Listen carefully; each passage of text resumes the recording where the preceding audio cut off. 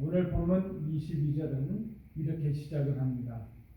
예수께서 제자들을 재촉하사 자기가 무리를 보내는 동안에 배를 타고 앞서 건너편으로 가게 하시고 말씀으로 시작을 합니다. 오병이어로 5,000명이 넘는 사람들이 먹고도 남는 그 기적을 경험했던 제자들을 지금 주님께서 바다로, 물 위로 보내십니다. 본문에 재촉했다 하는 이 말은 억지로 시켰다 하는 뜻이 있습니다. 마치 그 자리에 머물고 싶어하는, 가고 싶어하지 아니하는 그 제자들을 억지로 보내시는 것처럼 그렇게 보여지는 본문이기도 합니다. 바다를 지나서 건너편 땅으로 가게 하려 하시는 것을 봅니다. 여러분, 우리가 땅 위에서 살아가는데 물 위를 걷는다는 것은 참 힘들죠. 얼마 전에 우리 교회 성도들이 한번 저 바닷가로 이렇게 배를 타고 낚시를 간 적이 있었습니다. 오랜만에 배를 타서 그랬는지 아주 그냥 멀미를 하느라고 얼마나 힘들었던지 그 경험이 아직도 생생합니다. 이 물 위를 걷는다는 것은 땅 위를 걷는 것과는 전혀 다르죠. 잔잔할 때도 있지만 바람이 불고 풍랑이 일 때도 있습니다. 지금도 한국에 비가 많이 내려서 물난리가 있는데 이 물이 많아지니까 생명의 위기가 있고 어려움이 있습니다. 이 물이라는 것이 바로 그런 자리이죠. 믿음에 의심이 생기고 믿음을 지키는 것이 어려운 자리, 바로 그것이 바로 물 위라 하는 것입니다. 그런데 오늘 본문의 주님께서는 그 제자들을 물 위로 부르십니다. 곧 우리 주님은 세상을 떠나서 이제 제자들과 함께 하실 수가 없습니다. 곧 세상을 떠날 당신을 대신해서 담대히 복음을 전할 수 있는 용감하고 또 성숙한 제자들이 되기를 꿈꾸시기 때문에 주님께서 지금 제자들을 물 위로 보내십니다. 어떤 의미에서 보면 그래서 물 위라고 하는 것은 믿는 자가 반드시 통과해야 하는 훈련의 자리다, 그렇게도 말할 수 있을 것입니다. 오늘 이 본문을 통해서 그 황홀한 기적의 자리에서 재촉하셔서 서두셔서 제자들을 건너편으로 그 물 위로 부르고 계시는 그 주님의 마음이 무엇일까 하는 것을 우리가 생각을 해 보겠습니다. 첫 번째는 22절과 23절을 참조해 주시기 바랍니다. 우리 주님께서는 그 제자들이 이적의, 그 기적의 황홀함에 빠져 있지 않기를 원하셨다는 것입니다. 세상의 기쁨, 세상의 형통함, 그 자리에 안주하지 않기를 주님께서 원하셨다는 것입니다. 한번 여러분 상상해 보십시오. 오병이어의 기적을 경험했던 그 무리들과 제자들이 얼마나 감격적이고 얼마나 황홀했겠습니까? 아마 제자들이 그 자리에 머문다면 그 많은 무리들의 환호와 열광과 찬사를 받을 수 있었을 것입니다. 이 부분에 대해서 요한은 자신의 복음서에서 이렇게 기록을 합니다. 무리를 먹이신 후에 무리가 와서 억지로 예수를 잡아 임금을 삼고자 했다. 그 열광했던 무리들이 그 신비한 기적을 경험하고 나서 자신들의 굶주림의 삶의 문제를 해결해 줄 메시아로 주님을 바라보면서, 문제 해결자로 바라보면서 그 예수님을 자신들의 임금으로 삼고자 했다는 것입니다. 주님께서는 서두르셔서 제자들을 바다 건너편으로 보내시기 위해서 제자들을 재촉하셔서 억지로 바다 위로 내몰고 계십니다. 그리고 주님은 한적한 곳에 가셔서 기도하셨다 본문이 기록하고 있습니다. 비록 신비하고 황홀한 기적을 경험했지만 생각해보면 지금의 상황은 변한 것이 전혀 없습니다. 여전히 세례 요한을 죽인 헤롯은 예수님을 잡아서 죽이려고 합니다. 예수님을 시기하고 잡으려는 이 대제사장들과 유대인들의 증오와 핍박은 점점 더 거세져 가고 있습니다. 그런데 지금 주님을 따르겠다고 하는 이 제자들은 그저 기적의 그 감격에 취해서 주님을 따르는 길이 이렇게 기적적으로 기적이고 황홀하고 형통하고 순탄할 그런 길일 것이라는 부푼 꿈에 지금 취해 있다는 것입니다. 제자들은 그것을 생각하지 못했습니다. 주님께서 가셔야 할 길은 무리들이 환호하고 지금 제자들이 꿈꾸는 그런 길이 아니었습니다. 주님은 제자의 길이 그런 모습으로는, 그런 지금 제자들의 모습으로는 따를 수 있는 길이 아닌 것을 제자들이 알기를 원하셨습니다.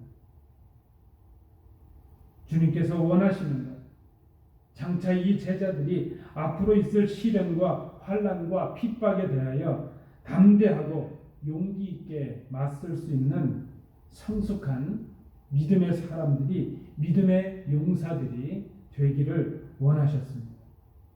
당신이 걸어가는 그 고난의 길, 십자가의 길을 이 제자들도 따라오기를 원하셨습니다. 그래서 주님은 지금 제자들을 무리들과 흩으셔서 서두르셔서 건너편으로 바다로 내몰고 계십니다. 오늘 수많은 그리스도인들은 이런 기적과 이런 감격과 이런 기쁨을 꿈꿉니다. 수많은 사람들이 병고침을 받았고 수많은 사람들의 굶주림이 해결되는 그 기적을 꿈꿉니다. 그것이 예수 믿는 이유가 되기도 하고 목적이 되어가고 있습니다. 그러나 여러분, 예수님을 믿는다는 것은 그렇게 세상의 기쁨과 세상의 만족을 얻기 위한 것이 아니라는 것을 우리는 생각할 수 있어야 됩니다. 예수님을 믿는다는 것은 그저 알라딘의 요술램프처럼 뭔가 우리가 원하는 것을 얻기 위해서 예수를 이용하는 것, 그것을 믿음이라고 말하지 않습니다. 주님은 그 이적을 넘어서 그 이적을 베푸신 이유와 그 이적을 베풀고 계시는 주님의 능력과 그 이적의 주인이신 주님을 바라보기를 원하셨습니다. 그런데 제자들은 이적에 취해버리고 말았습니다. 그 감격에, 무리들의 환호와 열광에 취해버리고 말았습니다. 우리가 세상에서 경험하는 형통과 기쁨과 세상의 열매들에 안주하지 아니하고 기적을 베푸시는 그 주님의 능력을 바라보고 기적의 주인이신 주님을 볼 수 있는 것, 주님을 따라가는 것, 그것이 주님께서 원하시는 성숙한 신앙인의 모습일 것입니다. 그래서 주님은 제자들이 그 이적의 황홀함에 빠지기를 원치 않으셨기에 제자들을 무리로 부르시고 바다로 내모셨다, 그렇게 오늘 본문을 통해서 생각합니다. 두 번째, 제자들을 이렇게 서두르셔서 흩으시고 내모시는 이유가 24절을 통해서 볼 때 제자의 길이라고 하는 것은 그런 열광의 길이 아니라 고난의 길이라는 것을 제자들이 깨닫기를 원하셨다는 것입니다. 여러분, 사람은 저를 포함해서 누구나 다 몸과 마음에 편안한 삶을 원합니다. 누구나 다 그렇습니다. 그런 삶을 위해서 우리에게 필요한 건강과 물질과 때로는 인간관계와 여건과 그런 환경을 위해서 우리는 수고합니다. 할 수 있는 대로 우리는 어려운 일이나 고난을 당하지 않으려고 애씁니다. 할 수 있는 대로 우리는 자기 희생을 안 하려고 합니다. 희생하지 않고서 뭔가를 얻으려고 하죠. 그것을 세상은 지혜롭다 그렇게 말합니다. 우리도 그런 삶을 살아가려고 했습니다. 그런데 예수님을 믿음으로 하나님의 자녀로 살아가기로 결단하는 순간부터 우리가 꿈꾸던 그런 삶이 아닌 어려움이, 또 다른 어려움이 우리에게 시작되는 것을 우리는 경험합니다. 때로 원하지 않는 고난을 만날 때도 있고 전혀 예상도 하지 못했던 아픔과 고통을 당할 수도 있습니다. 그 길이 주님의 제자의 길이요 십자가의 길이기 때문입니다. 우리는 예수님을 믿는데 예수님을 믿어도 형통과 평안과 복을 위해서 믿으려고 합니다. 그렇게 우리가 원하는 것이 얻을 수 있는 것, 그것이 잘 믿는 것이라고 생각을 합니다. 그러나 주님은 이렇게 말씀하십니다. 누구든지 나를 따라오려거든 자기를 부인하고 자기 십자가를 지고 나를 따를 것이니라. 자기를 부인하고 자기 십자가를 지는 그 길, 그것은 오늘 본문을 통해서 볼 때에 마치 물 위를 지나는 것과 같다는 것입니다. 제자들은 주님 앞서서 바다로 건너편으로 가기 위해서 배를 탔습니다. 무진장 애를 썼습니다. 밤 4경이 지났다, 4시가 지났다 그랬으니까 그저 우리 시간으로 계산하면 새벽 3시, 6시 사이입니다. 그 시간이 새벽이 다 넘도록 건너편에 이르지 못하고 바다 한가운데서 지금 제자들이 고통을 당하고 있습니다. 여러분 기억하시나요? 이 제자들의 대부분은 이 갈릴리 바다에서 잔뼈가 굵은 노련한 어부들이었습니다. 그들은 배도 익숙하고 배를 다루는 데도 익숙하고 이 바다에도 익숙한 사람들입니다. 그러나 그럼에도 불구하고 그들은 지금 자신들의 능력으로는 감당할 수 없는 그런 바람과 물결 앞에서 고통을 당하고 있습니다. 평행본문에 마가는 이 부분을 이렇게 기록을 했습니다. 제자들이 힘겹게 노를 저었다 이렇게 기록을 합니다. 힘겹다 하는 이 말은 괴롭다는 말입니다. 지쳤다는 말입니다. 마치 우리가 고문을 당해서 지쳤을 때처럼 몸과 마음이 쇠약해진 상태를 힘겹다라는 단어로 표현을 합니다. 아마 지금 이 제자들은 죽을 지경에 이르렀을 것입니다. 죽을 것 같은 고통과 시련을 겪게 되었다는 것을 표현하고 있습니다. 자신들이 제일 잘 알고 제일 잘 하는 일에서 지금 어려움을 당합니다.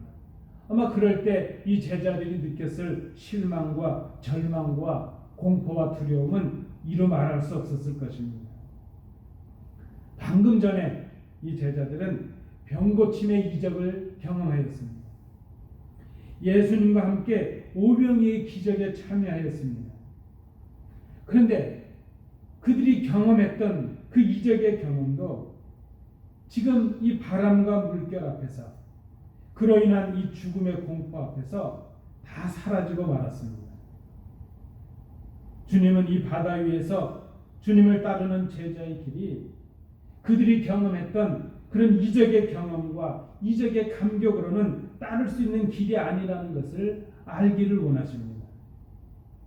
주님의 길은 우리의 힘과 우리의 능력과 우리의 경험과 우리의 소유로는 따를 수 있는 길이 아니라는 것을 우리가 기억해야 될 것입니다. 주님을 따르는 길, 그 길은 십자가의 길입니다. 십자가를 지고 가는 길, 복음을 위하여 나를 헌신하는 길, 그 길은 물 위를 걷는 것과 같다는 것입니다. 위험한 일을 당할 수도 있고 희생을 해야 하기도 합니다. 내 힘으로, 내 경험으로, 내 지혜로 감당할 수 없는 거센 바람을 만나고 큰 물결을 만나기도 합니다. 그러나 오늘 본문을 보면 그 길에 주님께서 함께 하십니다. 그 주님께서, 우리 주님께서 그 길을 지금 걸어가고 계시기 때문입니다. 예수 믿는 우리가 따라야 할 길은 세상의 형통이, 세상의 기쁨을 따라가는 길이 아니라 십자가를 따라가는 길이기 때문입니다. 그 길을 따라가는 사람들에게 주님께서 함께 하십니다. 오셔서 위로하십니다. 제자들이 고통당하는 그 자리에 주님께서 오셨습니다. 그리고 그들이 탄 배에 주님께서 함께 오르셨습니다. 여러분, 우리가 주님을 따라간다는 것, 예수님을 믿는다는 것, 복음의 사명의 길을 감당한다는 것, 그 길이 고난의 길이요 십자가의 길이라는 것을, 주님을 따라가는 길이 십자가의 길이라는 것을 우리가 생각해야 될 것입니다. 마지막 세 번째입니다. 28절부터 29절의 내용을 통해서 볼 때에 제자들을 그렇게 재촉해서 보내시는 주님의 마음이 무엇이었을까? 주님은 제자의 길이라고 하는 것이, 믿음의 길이라고 하는 것이 주님의 능력으로 물 위로 걷는 길이라는 것을 제자들이 알기를 원하셨다는 것입니다. 바다 위에서 두려워하는 제자들에게 주님께서 오셨습니다. 그때 베드로가 주님이 분명하시다면, 주님이 맞으시다면 나더러 물 위로 걸어서 주님께로 오라고 명령해 주십시오. 그렇게 말을 하였습니다. 주님께서 오라 그렇게 말씀을 하십니다. 베드로는 그 말씀대로 물 위로 걸어서 주님께로 갑니다. 여러분, 놀라운 일이 일어났습니다.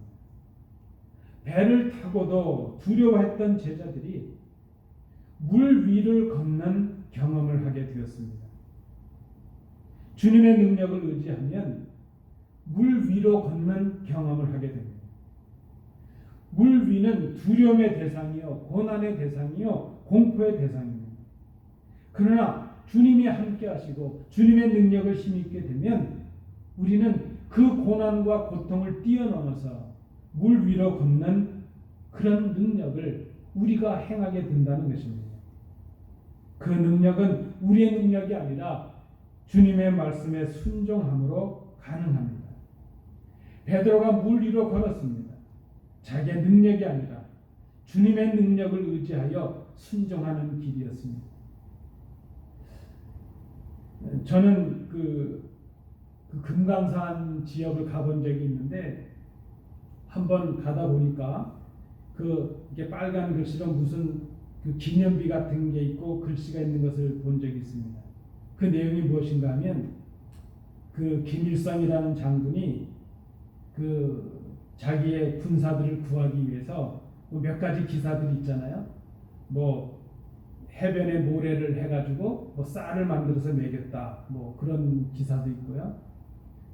또 나뭇잎을 따가지고 물 위에 뿌리고 그 나뭇잎을 타고 그 큰 강을 건너갔다, 뭐 그런 기사들을 써놓은 것을 본 적이 있습니다. 여러분, 그게 가능한 일이겠습니까? 베드로가 물 위로 걸었다는 것, 그것은 자신의 능력이 아니라는 것을 오늘 성경은 증거하고 있습니다. 방금 전까지 그 물로 인해서 두려워했던 제자들이었습니다.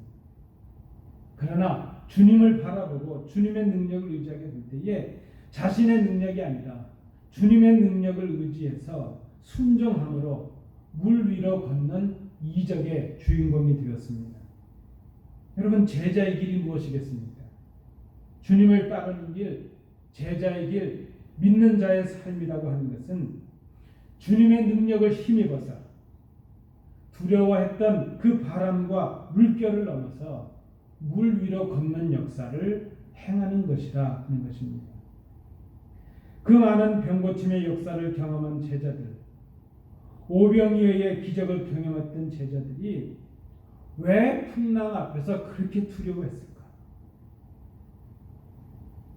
그들의 물에 대한 경험이 부족했고 그들의 감격이 부족해서 했을까? 그렇지는 않았을 것입니다. 그들에게 부족했던 것은 주님께 대한 믿음이었다. 오늘 본문은 그렇게 기록하고 있습니다. 그 믿음은 기적을 베푸시는 예수가 누구이신가에 대한 무지였습니다. 그들은 그 기적을 통하여 배부름을 경험하고 그 기적을 통하여 황홀함을 경험하고 감격하면서도 정작 그 기적을 베푸시는 예수님이 하나님의 아들이시라는 것을 믿지 못하였습니다.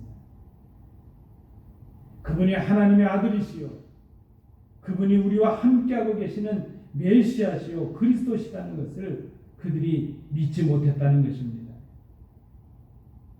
물 위를 걸어서 주님께로 가던 베드로가 그만 거센 바람이 불어오게 될 때에 그 바람을 보고 무서움에 사로잡혔습니다.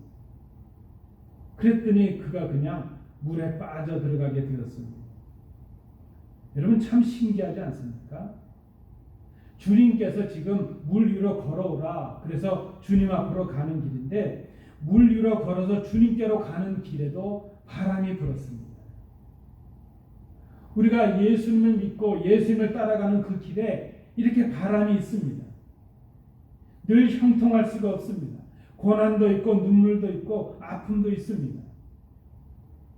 그저 우리가 그 주님의 오라 하시는 부르심에 응답해서 주님께로 걷는 걸음 그 자체가 주님의 능력이라는 것입니다.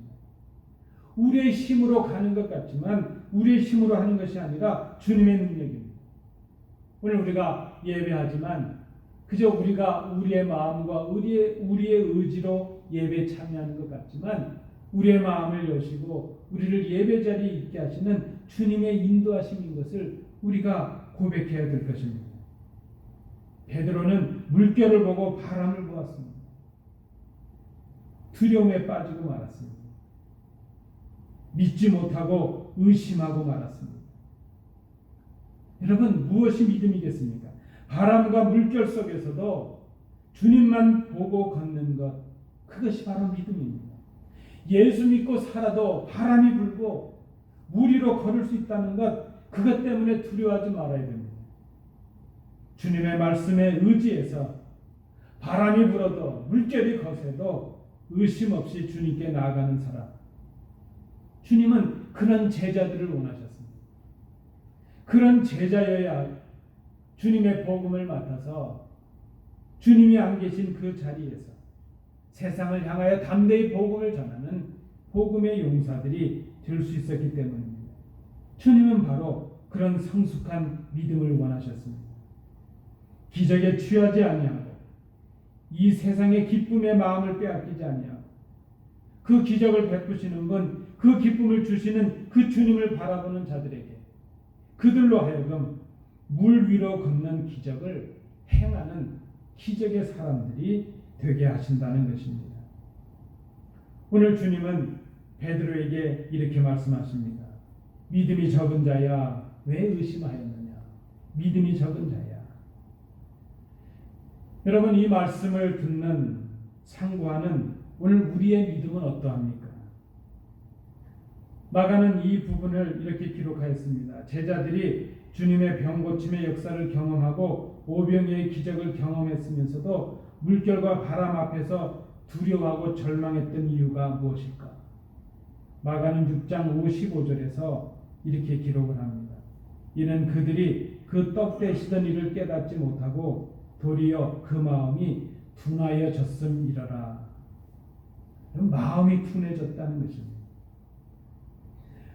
마음이 둔해졌다는 것은 이미 우리에게 베풀어 주신 그 능력과 그 은혜 속에서 주님을 잊었다는 것입니다. 여러분 제자들에게 더 큰 은혜와 더 큰 기적이 필요했겠습니까? 그들은 이미 충분한 기적을 경험했고 충분한 은혜를 경험하였습니다. 그러나 그들의 문제가 무엇이었는가 하면 자신들이 경험하는 그 은혜와 그 많은 기적들 속에서 기적의 주인 되시는 주님을 잊어버리고 말았다는 것입니다. 떡으로 인하여 고기로 인하여 배부름을 경험했으면서도 정작 배부르게 하시는 주님을 기억하지 못했던 것입니다. 둔해졌기 때문입니다. 마음이 둔해졌다는 것은 이제 자신들의 고난과 그 아픔의 자리, 고통의 자리를 너무나도 크게 생각함으로 인하여 자신들의 고통의 그 자리를 주님께서 보고 계신다는 것을 그들이 믿지 못했다는 것입니다. 오늘 본문 25절에도 보면 이렇게 기록을 합니다. 밤 사경에 예수께서 바다 위로 걸어서 제자들에게 오시니 말씀합니다. 여러분, 우리가 성경을 보면 주님은 사사로이 당신을 위해서 기적을 베푸신 적이 없으셨던 그런 분이십니다. 사탄의 유혹을 받으실 때도 그저 돌들로 떡덩이를 되게 하셔서 그 기적을 행해서 굶주림을 면하시지도 않으셨습니다. 기적을 행하셔서 채찍을 피하시지도 않으셨습니다. 기적을 행하셔서 십자가의 길을 피하시지도 않으셨습니다. 그러나 지금 그 바다 한가운데서 고통을 당하는 제자들을 향해서 그 제자들에게 오시기 위해서 물 위로 걸으시는 기적을 행하시며 오십니다. 여러분, 기적 중의 기적은 고통 중에 있는 우리에게 주님이 함께 하신다는 것, 그것이 기적입니다. 고통의 자리에 있는 우리들에게 주님께서 오신다는 것, 그것이 바로 기적이라는 것입니다. 마가는 주님께서 제자들의 고통을 보고 계셨다, 그렇게 기록을 하고 있습니다. 6장 48절에도 보니까 바람이 거스름으로 제자들이 힘겹게 놓아졌는 것을 보시고 그랬습니다. 여러분, 우리가 마음이 좀 예민해져야 되겠습니다. 하나님께서, 주님께서 우리에게 베푸신 은혜를 감격하고 감사하고 그 은혜를 베푸신 주님을 잊지 말아야 될 것입니다. 그리고 우리의 고난의 자리에도, 눈물의 자리에도 주님께서 우리와 함께하고 계신다는 것을 우리가 의심치 말아야 될 것입니다. 우리의 말할 수 없는 탄식, 소리낼 수 없는 신음까지도 주님께서 듣고 계십니다. 그리고 우리와 함께 하십니다. 우리를 인도해 주십니다. 이 주님을 믿어 의심치 않는 복된 성도들 되시기 바랍니다. 말씀을 맺도록 합니다. 우리 그리스도인의 삶은 주님을 따르는 제자의 삶이라고 말할 수 있습니다. 제자의 삶은 물 위로 걷는 삶과도 같습니다. 주님은 때로 우리를 평탄한 길이 아니라 물 위로 부르십니다. 그 물 위는 캄캄한 바다 한가운데 있는 고독의 자리일 수도 있습니다. 세상의 모든 도움을 구할 수 없는 자리입니다. 우리의 힘과 능력으로 감당할 수 없는 고통과 아픔의 자리입니다. 그 자리에서 오직 주님만 바라보게 하십니다. 주님의 능력만 의지하게 하십니다. 그 자리, 풍랑의 고통과 어려움과 그 절망의 자리에서, 좌절의 자리에서 나를 의지하지 아니하고 세상을 의지하지 아니하고 주님만 바라보게 하십니다. 주님께서 그 물 위로 우리들을 부르십니다. 세상의 것들에 취하지 말라는, 우리를 세상의 것에 안주하지 말라는 간곡한 초청이십니다. 우리의 힘으로 감당할 수 없는 문제들 앞에서 당신을 바라보고 주님의 능력만 의지하라는 간곡한 초청이기도 합니다. 그러나 우리가 그 고통의 자리, 주님께서 부르시는 그 물 위의 자리에서 주님만 바라보고 주의 말씀에 순종함으로 따라가면 그 길이 오히려 주님의 능력으로 우리로 하여금 기적을 행하는 사람들, 기적의 주인공들이 되게 하시는 주님의 초청인 것을 우리가 생각합니다. 두려움의 물 위로 부르셔서 그 물을 넘어서서 그 물 위로 걷는 능력의 주인공들이 되기를 주님께서 원하십니다. 그 사람들은 바로 세상이 감당할 수 없는 그런 주님의 제자들입니다. 복음을 위하여 담대하고 용감한 제자들입니다. 주님과 함께 주님의 능력을 증거할 수 있는 사람들입니다. 주님께서 오늘 이 교회를, 성도된 우리들을 물 위로 초청하십니다. 부르시는 주님의 마음을 헤아리시고 그 초청에 응답하시는 복된 성도들 되시기 바랍니다. 기도하겠습니다.